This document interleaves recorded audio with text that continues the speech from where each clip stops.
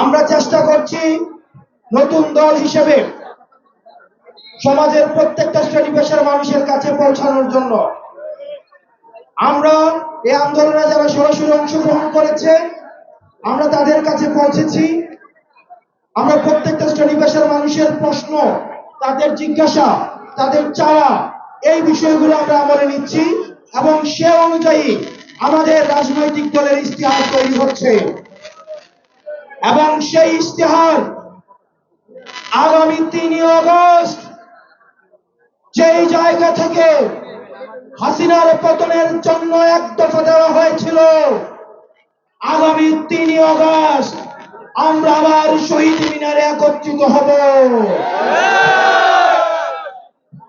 গত বছরের ৩ আগস্ট ছিল হাসিনা পতনের ইশতেহার, এই বছরের ৩ আগস্ট হবে স্বৈরাচার মুক্ত বাংলাদেশ গঠনের ইশতেহার। প্রিয় তরুণ প্রজন্ম, স্কুল কলেজের ড্রেস পরা আমার শিক্ষার্থীরা, পরবর্তী বাংলাদেশে আমাদের অনেক দায়িত্ব রয়েছে। আমাদের উপরে মানুষের ভরসা রয়েছে, আস্থা রয়েছে। মানুষ তখনই অভিযোগ করে যখন ওই মানুষটা থেকে প্রত্যাশা করে। মানুষ আমাদেরকে নিয়ে অভিযোগ করে কারণ মানুষ আমাদের কাছ থেকে প্রত্যাশা করে। আমাদের এই প্রত্যাশা, এই এনসিপি থেকে মানুষের প্রত্যাশা দিন দিন এই প্রত্যাশার পারদ বাড়ছে। এই প্রত্যাশার পারদের সাথে সাথে আমাদের দায়িত্ব বাড়ছে। এখানে যতজন মানুষ এসছেন আপনাদের বাংলাদেশের প্রতি দায়িত্বশীল হতে হবে। প্রিয় তরুণ প্রজন্ম,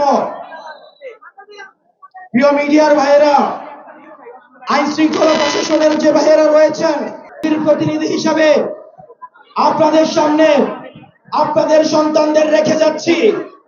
পরবর্তী বাংলাদেশ বিনির্মাণের ক্ষেত্রে, পটুয়াখালীর কণ্ঠস্বর হয়ে ওঠার ক্ষেত্রে, পরবর্তীতে পুরো বাংলাদেশে পটুয়াখালীর প্রতিনিধিত্ব এনসিপি থেকে যারা করবেন তারা হচ্ছেন আমাদের জহিরুল ইসলাম মুসা ভাই। আমরা জহিরুল ইসলাম মুসা ভাইকে পরিচয় করাই দিচ্ছি। আমরা আপনাদের সামনে পরিচয় করে দিচ্ছি আমাদের অ্যাডভোকেট শাহিন ভাই। পটুয়াখালীর প্রতিনিধি হিসেবে সারা বাংলাদেশে যারা প্রতিনিধিত্ব করবে আমাদের অ্যাডভোকেট শাহিন ভাই। আমাদের সানাউল্লাহ ভাই রয়েছেন আমাদের পটুয়াখালীর প্রতিনিধি হিসেবে। আপনারা জানেন পটুয়াখালী হচ্ছে সবসময় আপনাদের হচ্ছে বিপ্লবের হচ্ছে পূর্ণভূমি।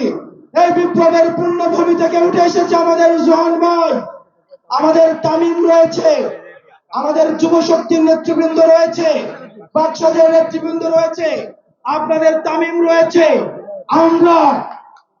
আমরা আপনাদের কাছে তাদেরকে আমানত হিসাবে তুলে দিয়ে গেলাম। তাদের হাতকে শক্তিশালী করার দায়িত্ব আপনাদের। তাদেরকে সমর্থন দিয়ে, পরামর্শ দিয়ে পটুয়াখালীর কণ্ঠস্বর হতে আপনারা তাদেরকে সমর্থন যোগাবেন। প্রিয় পটুয়াখালীবাসী, আপনাদের সাথে লড়াইয়ে দেখা হবে। আমাদের পরবর্তী যুদ্ধটা আরো বেশি কঠিন। আমরা বলতে চাই, বাধা দিলে বাঁচবে লড়াই এবং এই লড়াই আমাদের জিততে হবে। ইনকিলাব ইনকিলাব, জিন্দাবাদ জিন্দাবাদ, এনসিপি এনসিপি।